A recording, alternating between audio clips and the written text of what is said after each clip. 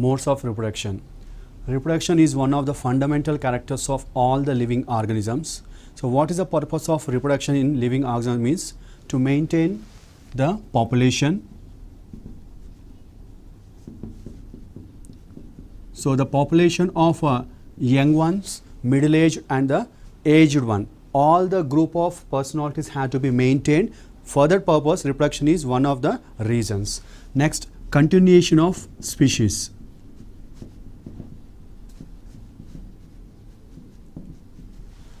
Okay, the number of individuals related to one species have to be increased. So in order to increase the number of individuals of the species, reproduction is one of the characteristics which are reproduction is one of the reason for that continuation of the species. And when such continuation is taking place, there is a possibility of variations, that is changes which are taking place from one generation to the other generation.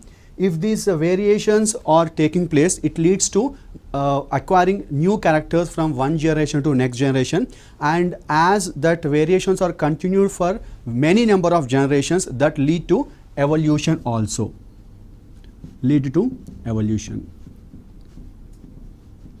So these are some of the reasons for the reproduction, that is reproduction is required for maintaining population, continuation of species, variation, and also the existence of life of the organism.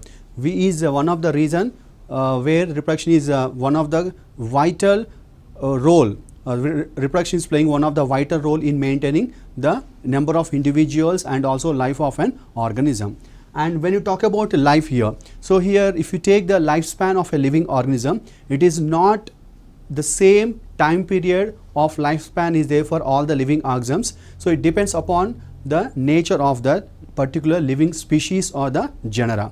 So there are some living organisms which will survive for very few days, like or very few weeks, few months. Some will survive for few years and some are surviving for many number of years also. Likewise, the lifespan of living organisms will be ranging from very few days to many number of years.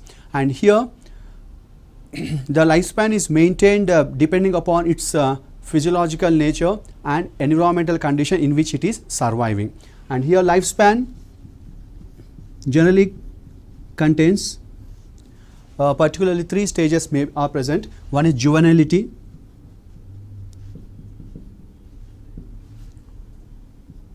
maturity,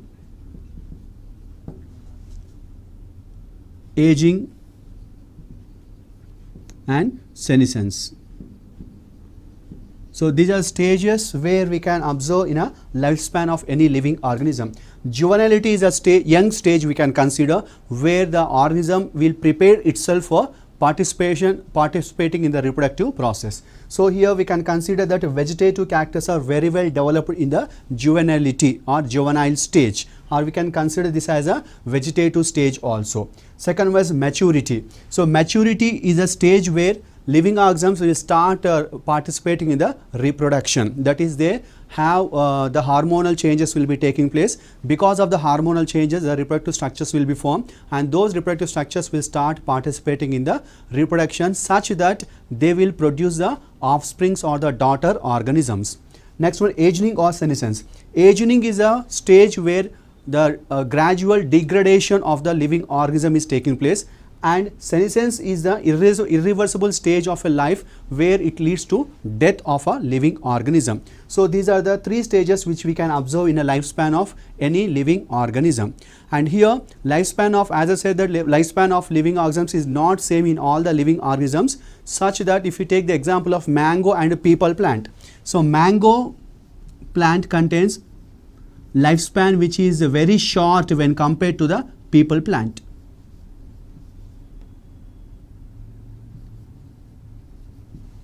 So likewise there is a change in the lifespan of living organisms. So based on that one, we can consider some plants as ephemerals, some as annuals, some as biannuals, and some as perennials also. If we talk about the ephemeral plants, ephemerals are the one which will survive for very short period of time, particularly for few weeks only. So this type of character can be seen in some desert growing plants. whereas annuals, the plants which will survive for one season or 1 year are called as annuals, and they complete their entire life cycle within that short period of lifespan. And the biennials are the one which will survive for 2 years or 2 seasons. In the first year, they will show the juvenility or vegetative stage, where they start performing the vegetative growth and increase in the size and structure of that living organism. Whereas when it enters into the second stage, that is reproductive stage, or in the second year they will enter into reproductive stage, where they start reproducing until the death. That is, by the second year the lifespan of that living organism will be over.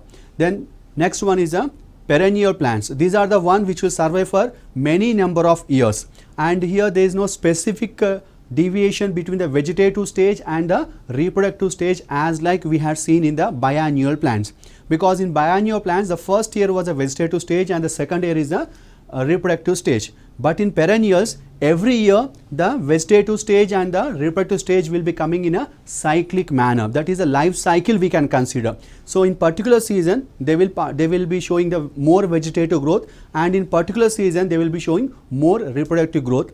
When they participate in when they are showing the reproductive growth, they start producing the flowers. The flowers will participate in pollination, fertilization, and produce the fruits. And after fruit production, once again they will enter into vegetative stage. So that repeatedly the vegetative and the reproductive stages are occurring in the life cycle of perennial plants. So there is no clear deviation of vegetative and reproductive stages. That is, clear deviation means it is not restricted to one particular time period. So such type of changes can be observed in the life cycle of various types of plants and other type of living organisms.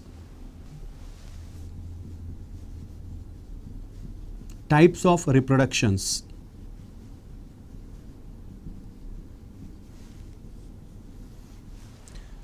In living organisms, basically there are 3 types of reproductions are there. Those are vegetative reproduction,